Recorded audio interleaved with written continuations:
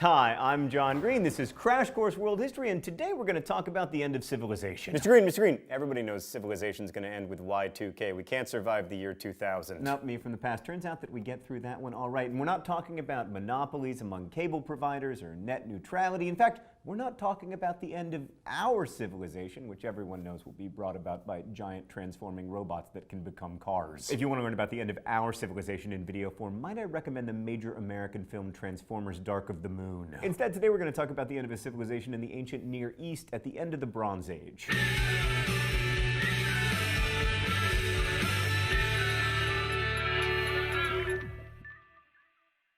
So in our first world history series, we talked about river valley civilizations like the Indus Valley and Egypt and Mesopotamia, mainly because most textbooks split them up into separate civilizations. You know, teachers like textbooks, and we want teachers to like Crash Course, so yeah. But the thing is, we're used to imagining the world as divided up into nation states, and so small geographically bounded civilizations fit nicely into the way we think of the world. But that isn't the way the world was always imagined. So there's an argument to be made that all of these communities in the Eastern Mediterranean, what historians sometimes call the Levant or the ancient Near East, because it's closer to Britain than it is to the Far East. These days we often call it the Mid-East. It's almost as though there is no actual East and West on the globe. Anyway, you could make the argument that back in the Bronze Age, all of that was actually a unified, coherent system. It was one civilization, kinda. Egypt, Mesopotamia, the states that grew up in the Levant, and the empires of Anatolia, all of them have quite a lot in common. Let's begin with our old friend trade. So archaeologists have found goods manufactured in Crete, in Egypt, and the names of pharaohs written in hieroglyphics in the Cretan palace at Knossos. But even cooler discoveries have been made by underwater archaeologists.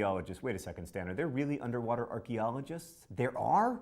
Where were those people on career day? Oh, they were probably underwater. Underwater archaeologists excavate shipwrecks, and one ship at Uluburun in Turkey from the 13th century BCE had products on it from at least 7 different states. There was stuff like Egyptian jewelry and copper and tin, which are the raw materials for bronze. You know, it was the Bronze Age after all. And although the Egyptians were definitely the central power in this Bronze Age trade network, the Hittites were no slouches. I mean, they ruled an empire that began in Anatolia and spread out to include much of Mesopotamia. In fact, they may have even gone to war with the Mycenaean Greeks in a pre-Homeric Trojan War. How do we know this? Well, again, archaeologists. And this brings up another feature of the ancient Near East in the late Bronze Age: warfare. There's a fair amount of it between Egyptians and Hittites and Assyrians and many other empires which rose and fell over many hundreds of years. Wars were pretty common in the period from 1500 to 1200 BCE. You know, rulers wanted to extend their power and prestige through military success and conquest, and also that military success and conquest was one of the main drivers of economic growth. We could increase agricultural yields, we could come up with more efficient mechanization, or we could go to war.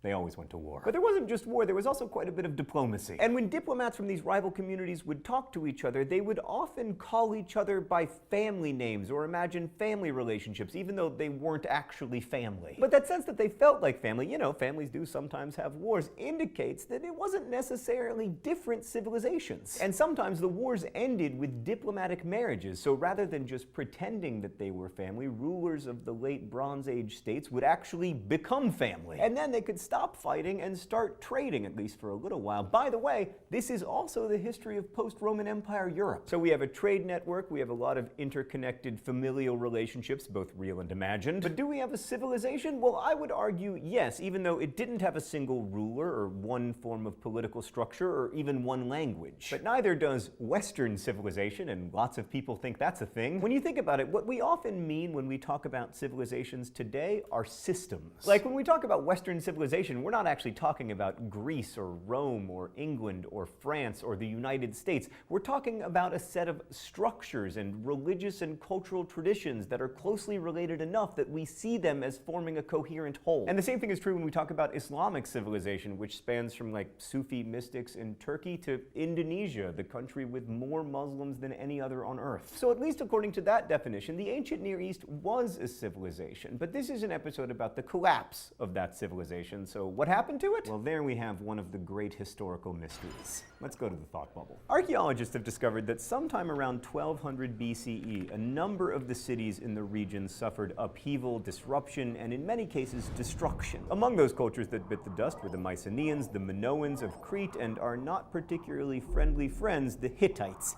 Egypt didn't disappear, but the political system there was rocked enough that Egyptologists say that this period marked the end of the New Kingdom, so-called because it was very old. Until recently, the cause of this collapse was blamed on an invasion, or perhaps a wave of invasions by the mysterious Sea Peoples. This idea comes from the Egyptian description from 1177 BCE that describes a confederation of invaders. They were coming forward toward Egypt while the flame was prepared before them. Their confederation was Pelset, Jeker, Shekelesh, Danana, and Wayshesh, lands united. By the way, mispronouncing things is my thing. They laid their hands upon the lands as far as the circuit of the earth, their hearts confident and trusting. The Sea Peoples, possibly because they were busy destroying cities or perhaps trying to come up with a better name for themselves, didn't leave any inscriptions of their own, so the idea of their invasion is kind of suspect. But we do know that cities were destroyed, mainly between 1210 and 1130 BCE. We just don't know by whom. The story of the Sea Peoples probably stuck around for so long because, you know, it's a good story and one that provides a tidy explanation. But what if it's wrong? Thanks, Thought Bubble. The other thing I want to note here is that we like to imagine that history is the result of, like, humans doing things. You know, humans are big fans of human agency. We like to be in control of things. Historians have traditionally also been just a smidge obsessed with war, so if we're imagining why a civilization ended, we're going to imagine that it probably involved humans and, you know, likely involved war. So what happened? Well, it could have been the Sea People. Like, there's a letter from a town in northern Syria which was burned sometime between 1190 and 1185 BCE. The town was burned, not the letter, obviously. That's how we found it. It read in part, "My father, now the ships of the enemy have come. They have been setting fire to my cities and have done harm to the land." Now that fits with what we know about the Sea People. Come from the sea, burn the land. But the dating of the letter is uncertain. And there's a different, very compelling non-human possibility. Earthquakes. Now, I'm not an archaeologist, but archaeologists tell me that when an earthquake destroys a city, its walls fall down in a particular way, and you often find people crushed beneath them. When a city is sacked, the architectural remnants look very different. There are arrowheads stuck in walls or in the bones of skeletons. And we know there were earthquakes thanks to archaeoseismologists, who are in competition with underwater archaeologists to have the best job ever. They've determined that between about 1225 BCE and 1175 BCE, the Eastern Mediterranean experienced an earthquake storm. Wait, did I just say earthquake storms? Must be time for the open letter. But first, let's see what's in the globe today. Oh, that's a nice little village. Wait, why did you do that, Thought Bubble? That's very sad.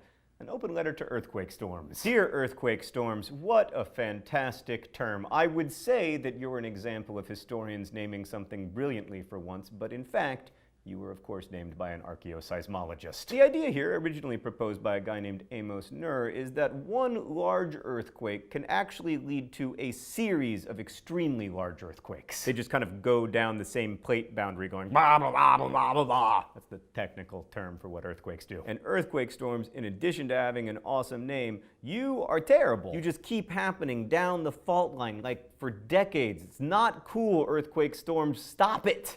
Best wishes, John Green. As you can imagine, this earthquake storm pretty destabilizing to the region both physically and politically. You know, if I lose like 4 hands of blackjack in a row, I start railing against the fates. An earthquake storm would really challenge my like political and religious worldviews. And then there's the non-earthquake environmental calamity possibility. Again, contemporary science paints an interesting portrait here. So fossilized pollen has demonstrated that the period between 1200 and 850 BCE was notably drier than earlier periods. And we also have records of famines from what I'll just call the Near East civilization. Actually, I should think of a better name for it. The lovely Levant, the Bronze Age brouhaha. You know, this is harder than it seems, actually. Anyway, as we've seen in other episodes, drought and famine are consistently devastating, but they don't usually lead to full-on meltdowns of a social order. And interestingly, that's especially true of the region that we're talking about today. Then there's the theory that the region experienced peasant uprisings. And there's another that trade disruptions caused the economic system to collapse. And then there's a a theory that emerged in the 1990s that shows us a lot about how present thinking can influence the way we imagine the past. This theory goes that the rise of private entrepreneurial traders undermined the palace-based trading system and created a disruption similar to the ones that Silicon Valley likes to create. This has become a very popular way of talking about the late Bronze Age, but it's also a bit problematic. For one thing, kings were not replaced by entrepreneurs. They were replaced, by less powerful kings. This is the way the civilization ends, not with a bang, but with a whimper. All right, so you might be saying, this was a really long time ago, and the people involved didn't even leave pyramids for us to enjoy. And we don't even really know what happened, and that's not history, is it? And also, can anything that brought down a civilization 3,000 years ago really be a threat to my way of life?